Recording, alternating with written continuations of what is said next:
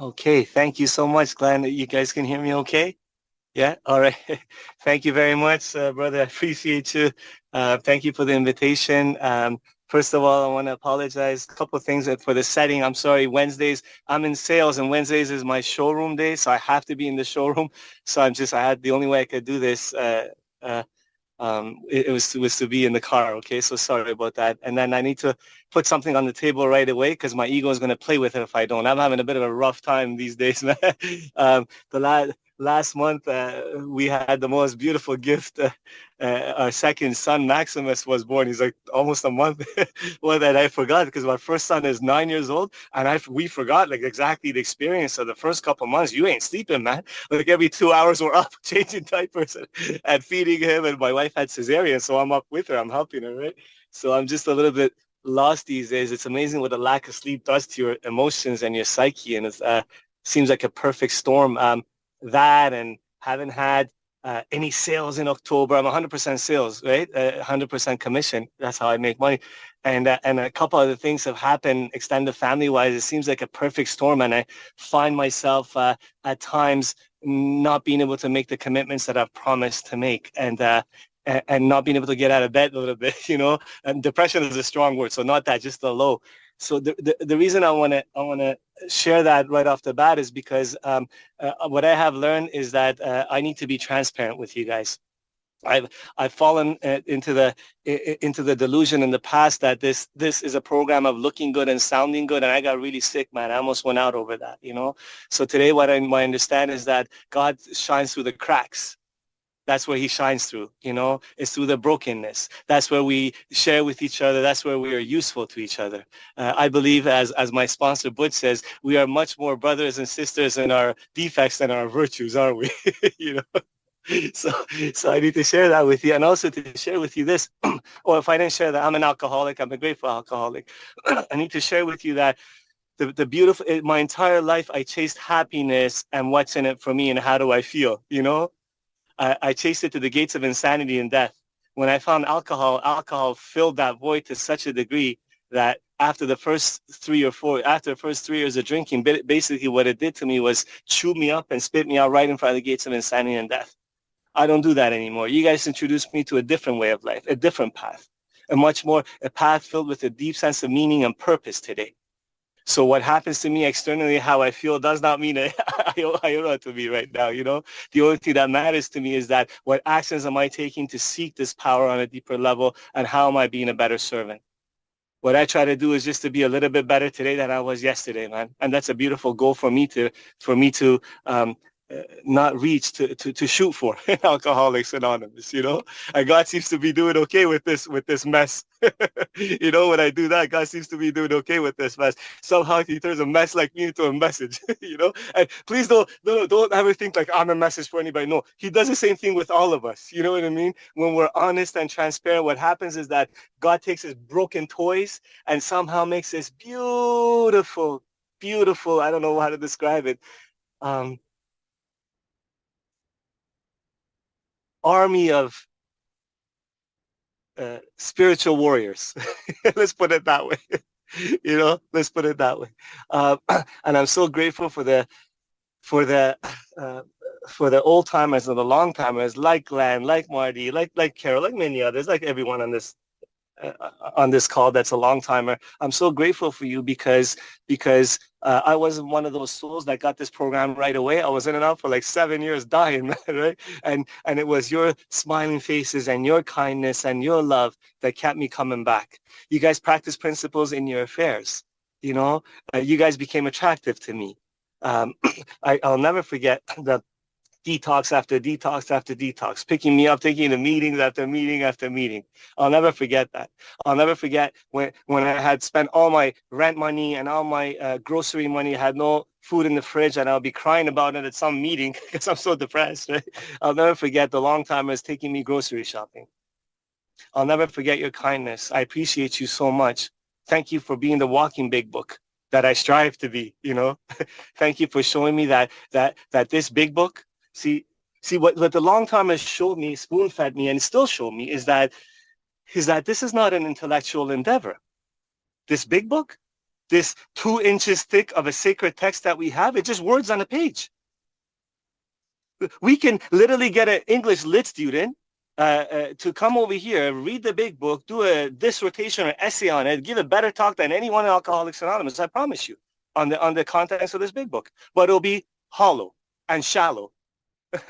and it'll leave you hungry. It'll leave you empty, right? The reason is that there will be no experience around it. See, what the long-termers taught me is that, and I still try to be a better person with that, is that I'm not here to teach anybody anything. That 2-inch book, it becomes thousands of kilometers deep.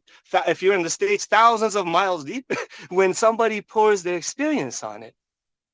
That's how beautiful this program is. Program of experience. Not a God of my, you hear it in the room sometimes, God of my misunderstanding. Not an intellectual endeavor. What you taught me is that this is not intellectual exercise, it's a spiritual endeavor, in which I get to bring myself broken, cracked, warped, bent out of shape, 500 ways from here to the moon, and bring it to this power, bring it to your love, bring it to your kindness, bring it to these steps, and somehow end up living a beautiful life. Look at that. Look at that, eh? Despite the lows that I have right now, despite the lack of sales that I have, despite the lack of sleep, despite the noise in the head of an alcoholic, thank you for training me well. That I need to be at this talk, Glenn. Yesterday he's like, it's okay, I can find you a replacement. No, brother, thank you. I need to make this commitment more than any other commitment for me. Not to teach you, for me.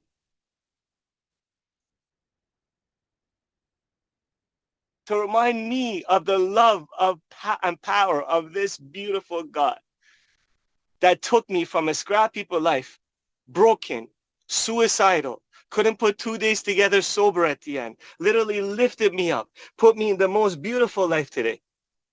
In the middle of the circle and triangle, the sacred rooms of Alcoholics Anonymous, introduced me to some awakened people who introduced me to that beautiful sacred book, who taught me that, Ali, if you situate yourself in the middle of the circle and triangle to the best of your ability, not perfection, just doing a little bit better today than you did yesterday, you will tap into a power that's going to revolutionize your life, your way of living and thinking. That's what's happened to me.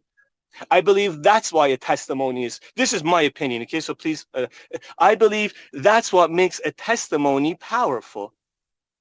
That I am broken, sometimes I don't know what to do, yet I am in love with this life, with all of it, with all of it, man. With the depression and the happiness, with all of it. You know, I think that's what makes a testimony powerful.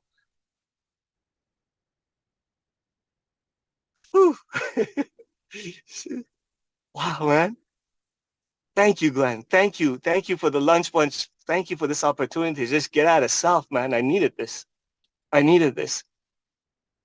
I'm sober today because of a loving God, because of a forgiving God. Came into these rooms with the idea of God, of a raping God, a bombing God, a torturing God, an imprisoning God. Lived in a country that a religious government took over about 5 decades ago, and that's what they presented to us. Partially, right? For 7 years in and out of these rooms. 7 years dying in the depths of despair of active alcoholism, coming to these rooms arguing with you about your God and your 12 steps based on a perception and prejudice that I had, you know? And you taught me that we don't shoot the wounded here. You didn't scold me. You didn't ostracize me. You let me say whatever I needed to say and kindly said, hey, Ali, come on, have a seat. Why don't you come up with your conception of God? Take it easy. Whether it's the soul of a loved one that's passed on, that's near and dear to your heart, or the energy of the universe, or the 12 steps as a way of path of goodness, group of drunk, good orderly direction, doesn't matter, you said. Just come up with your own conception of God, because that doesn't even matter. It's the actions that are going to develop that relationship with you, for you, you know? In those 7 years, I knocked on every single door that I could knock on to prove to you that I'm not an alcoholic because this will fix me. So I'm not like you, that the relationship would fix me, that the job would fix me, that the accolades would fix me. Right? Every one of those things had to fail me. I was beaten into a pulp when I crawled back. The 12 and 12 talks about under the lash of alcoholism, by no virtue did I come back or am I here, under the lash of alcoholism. And I need to remember that. I need to remember that when God puts that beautiful newcomer in my path that keeps on going in and out and doesn't seem to listen, and somehow I fall into the delusion that he's doing this on purpose, that he could do better. I need to remember that. Under the lash of alcoholism, I came here. Broken, beaten. And then I heard what the long-timers were saying the whole time. What you said to me, we were saying in different ways. You were saying is that, Ali, you've always believed in God, except your God's name was alcohol. Because alcohol, it was a power greater than you and dictates the way you live your life. Only if you want to. We're not going to force you. If you like what we have, we're going to put you in the hand of another power. That's not going to make you do incomprehensible, demoralizing things anymore in your life. And I was ready. And I gave in and I gave up and I was surrendered. I think maybe that's a better way to say it. I was surrendered. I had no other fight in me. I said, okay, let's go. Okay, no problem. Help me. What can I do? I started drinking at the age of 16, and the first, just generally, briefly, for the first 2 or 3 years, every time I would drink, I felt like the world makes sense, and the weight of the world would come off my chest. I would be able to breathe. You know, I would be able to fit in my own skin. It was the panacea to all my ills, Dr. Bob talks about, right? And within a few short years, all the potential that I so-called had, that everyone said I had potential in different areas of life. All right. I think we all have it, right? What is it? Big promise, poor performance, it seems to be, right? So all that potential, huge world of potential ended up being this small in a grungy motel room in Southeast Toronto with bottles of vodka and all the ugly extracurricular activity that follows that kind of lifestyle. I wanted to die every minute of the day. I just didn't know what to do with myself, you know? See, I'm an alcoholic because of the effect produced by alcohol. I'm not an alcoholic because I got molested by those two 15-year-old kids when I was 7 years old. I'm not an alcoholic because my dad beat me. He was an addict. I'm not an alcoholic because we moved to a new country and I faced racism at the age of 10. I'm not an alcoholic because of the government. I'm an alcoholic because of the effect produced by alcohol for whatever reason, genetically and otherwise. I don't know. Fills that God-sized hole to such a degree that I chased it to the gates of insanity and death for about five years after it stopped working for me.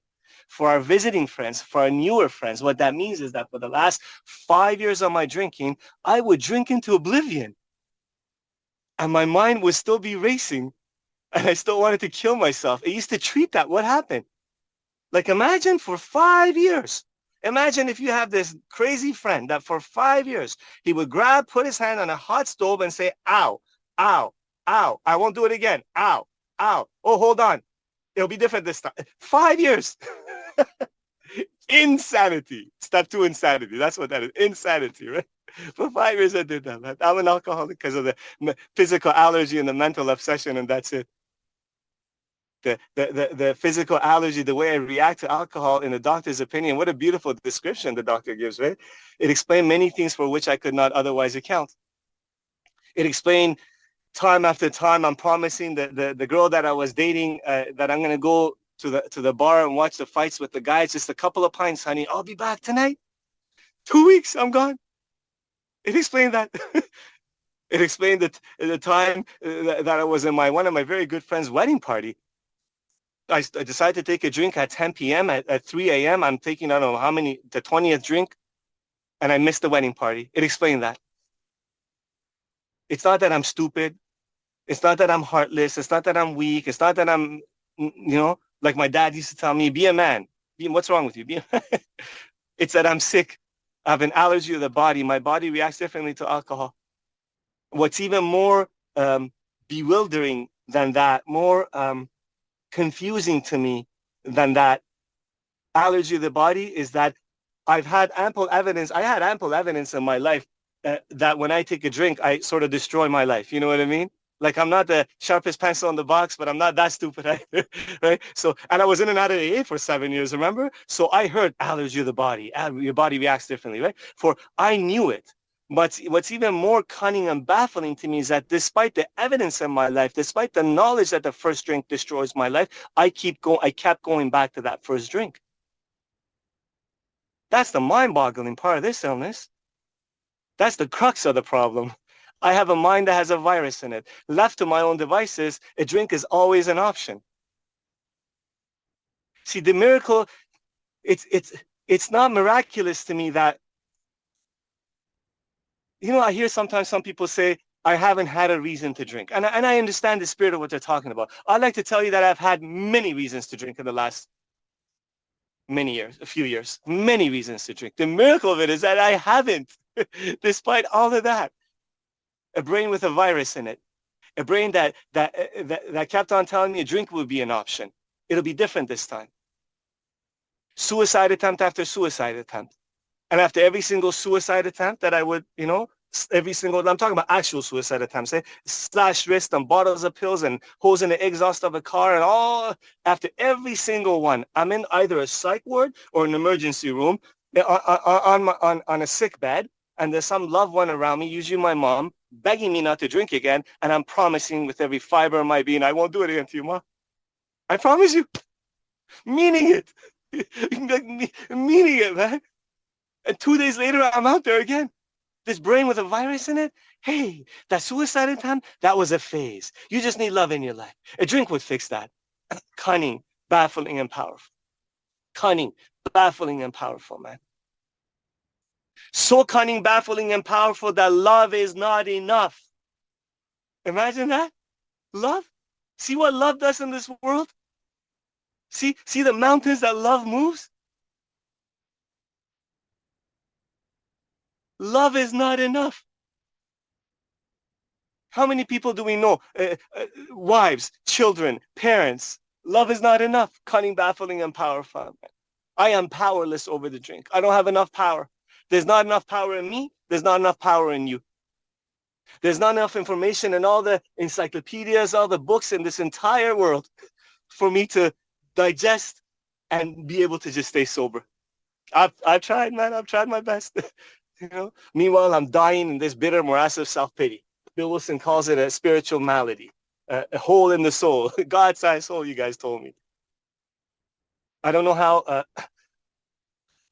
there's many beautiful descriptions in the big book, but I guess the best way for this description for me is that I feel like I can't breathe in life.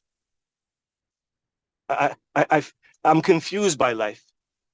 I used to always be confused on how I perceive others to live their lives. I always perceived others to just live this linear progression of life. People get together, relationships, engagements, marriages, babies, they get a job, they get promoted. They don't get fired, by the way. They get promoted.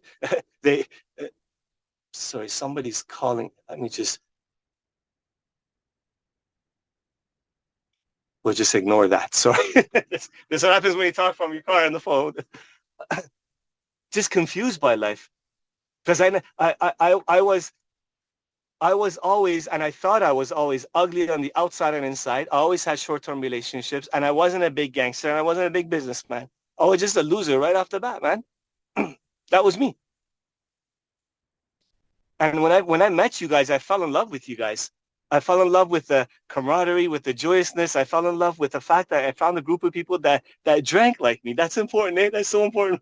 I need to relate on that drinking level because if I don't relate on that drinking level, I'm not going to stay with you on the feeling and thinking level. My brain would tell me that I'm different from you and leave. So I found a group of people that I related to on the drinking level and the thinking level and the feeling level, and you guys never judged me. Thank you for that. For the first few months, I was so happy and sober, and happy coming to a lot of meetings. And after a few months, I guess the sick brain, the disease, woke up and told me that I'm a loser. What am I doing in my life? A drink would fix that. And then I was in and out of Alcoholics Anonymous for 7 years. And in those 7 years, I tried periods of time where I would go to 90 meetings in 90 days and I would set up chairs. And I would be really active at the group level and do a lot of meetings and dibble-dabble in the steps. You know what I mean? I couldn't stay sober. And I was confused, but today I'm not confused. I know exactly why, because I wanted something for nothing. I wanted to be in the 12-step, in a 12-step program and stay sober and happy without working the 12 steps. I wanted to go to a restaurant and I'm starving. Instead of order the food and eat the food, I wanted to talk about the food and read the menu and go home. I wanted to get a good description of what the food that you guys eating tastes like. Oh, that's fantastic. I'm going to go home, right?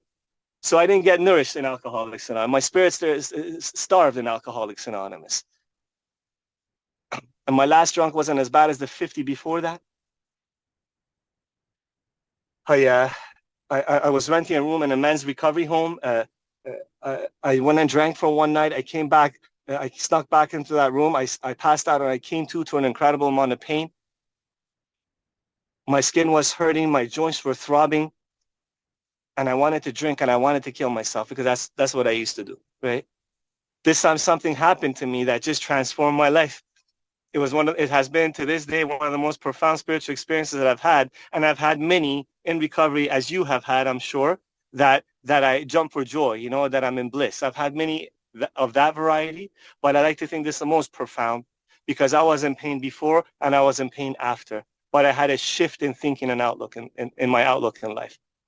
I wanted to drink and I wanted to kill myself. My knees got bent. My mouth opened up and a prayer came out of me. God, whoever you are, whatever you are, can you just please help me not be like this anymore?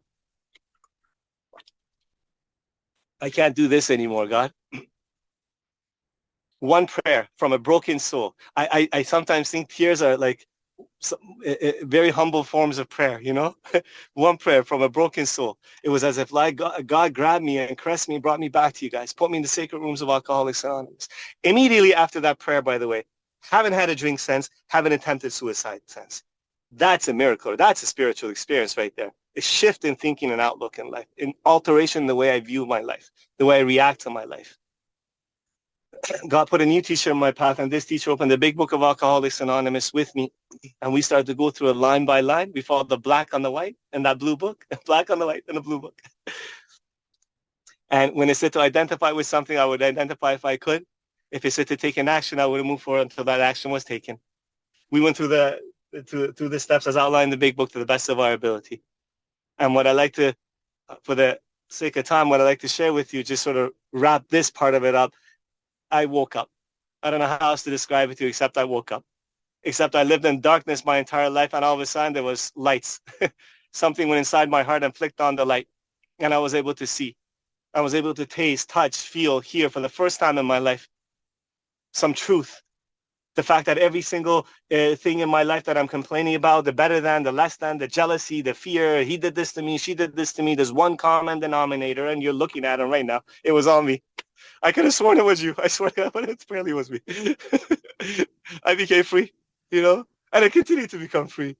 I became free. I became free from the shackles of the memories of that addicted father's beatings. I became free. I became free of the blame that I put on him. Because I made amends to him. I start to see a whole new world came into view, man. I start to see that this guy did the best that he could with what he had. I'm not going to go into the details right now, but he did the best that he could with what he had. I kept on demanding from him something that he never had to give to me. You know why? Because it was never given to him. Who's the crazy one now? Who's the crazy one? At the age of 35, blaming him for every failure of my life, that what happened to me as a kid? Who's the crazy one now? I became free. Amends to him. We found in love. And him and I are in love today, man. He's still on Suboxone or whatever he takes for the opiate. He's 77 years old. The poor guy's, you know, he's staying with that stuff. His organs are functioning with that stuff. And that's okay. See, he's my assignment for me to get better. He pulls me aside not too long ago, and he said it in Persian. I'm translating. He's like, son, I want to thank you for who you are and the way you treat me. I know I haven't been the best dad. I'm not the easiest to live with, but I want to thank you because every time I see you, you don't judge me. You allow me to breathe. I feel like I'm happy when I'm around you. Thank you for that.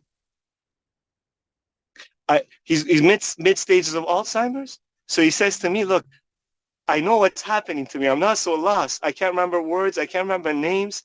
I know I'm going, and it's scary. It frightens me. But when you're around, I feel peace. That's what you've done for me. See, I get to pick up the, what do they call it? I'm sorry for the religious. I'm not even that religion, but just religious analogy. I get to pick up my cross and walk with it, no matter what it is, man. Chest up. All right. Okay, God, what would you have me do now? What do you want me to do now, God? How can I serve you? What do I got to do?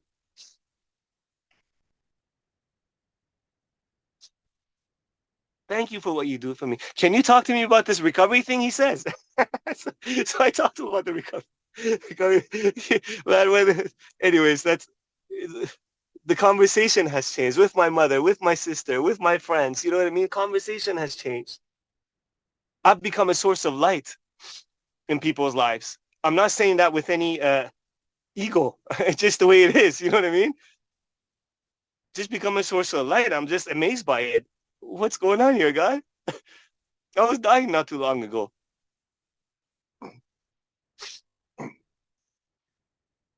Last few years, to the best of my ability, clean house, trust God, help others. Clean house, trust God, help others. Sponsor people, try to sponsor people, pray and meditate, make mistakes, clean house when I need to. I've become present to this. Out of all this, every day, doing a stitch for the day, I've become present to this. This life is not for me. This is not my life. This is good. This life doesn't belong to me. It belongs to God. As a result of that, this life is not happening to me. Can't happen to me because it's not mine. I have no stake in this matter. I have given up. I've surrendered. I've made a mess of it. This life, everything that happens in my life happens for me and not to me. For me to develop a deeper relationship with this loving power, with this infinite being, with this loving God. I don't know what you call it. I don't know, right? In order to. See, there's an in order to in this. For me to cultivate and deepen a relationship with this God in order to be a better servant to him and his other kids. That's my life. That's the most beautiful life, man. That's a life filled with a deep sense of meaning and purpose. That's priceless. I am wealthy because of that.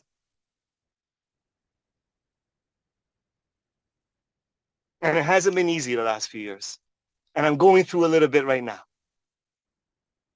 You know, Afsi and I, we got separated a few years back. We almost got divorced, and depression used to be a big issue for me. It's transformed totally, right? We got outside help and 12 steps together, and couldn't find a job for a few years that would pay sufficiently to help support a family and all kinds of stuff, cancers and sicknesses, all that kind of stuff, you know?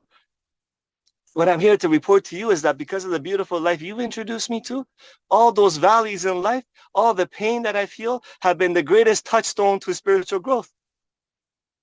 All the valleys in life have brought me back to a table with God for a deeper level of experience with him, for a deeper level of surrender about my ideas about things. My ideas kill me, man. This prison, I start to become free when I start to realize that this prison that I stay in sometimes is made of my ideas and my thoughts. I start to become free. These valleys in life that sometimes I have experienced, they made me a better person. They brought me back to a table with God for a deeper level of experience, as I said. They made me more humble. Every single time that I think, oh man, this darkness is the darkness of the coffin, of the tomb, that I'm dying. There's too much, God. He shows me, oh man, this is the darkness of the womb. You're being reborn. Time after time after time after time.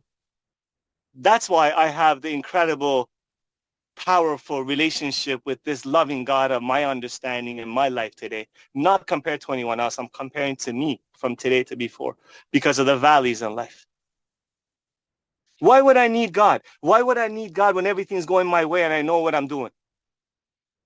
I only need this power. I need to lean on this power when what's happening in my life is beyond the horizons of my limitations, emotional, spiritual, physical. I don't know. I'm lost, God. I need you now. Can you help me? Can you help me be useful? That's it, isn't it? Usefulness. Usefulness. Can you help me be useful, please? I need to be useful. Not happy, useful.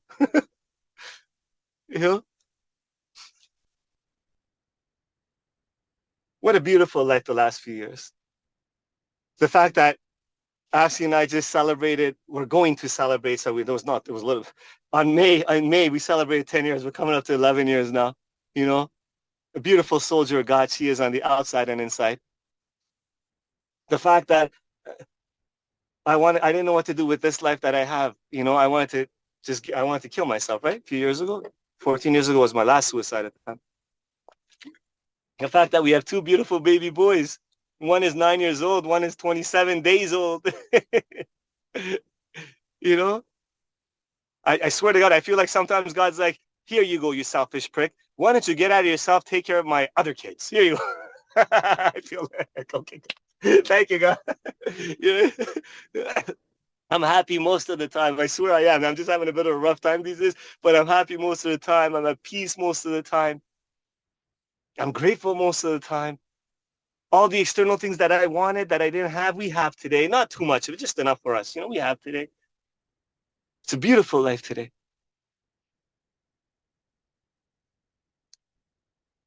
If you're newly back, I want to just share something with you just quickly, and I'll end it. I think I'll end it a little early today. What I want to share with you is that my entire life, I wanted to be in love. I really did. I don't know about you. Like, to me, that's the God experience. Let's just put it that way. For me, experiencing like being at peace and just love, I'm not talking about necessarily romantic love, just the presence of love. I've always wanted that. And I sought that in other people. And I sought that in accolades and jobs and, external things, in degrees, right? In your acknowledgement. And then I found it in the bottle. And then I chased in the bottom of bottle after bottle after bottle. Suicidal bottle, depressed bottle, broken bank account, broken psyche bottle. Until the disease of alcoholism just crushed me. Just crushed me. And I met you beautiful people. And you introduced me to a path, a way of life that is so much more than a not drinking program. You introduced me to this very love story that I was looking for as a kid throughout my life. Alcoholics Anonymous is a love story. A love story, a language of love that started, 88, 89 in my math?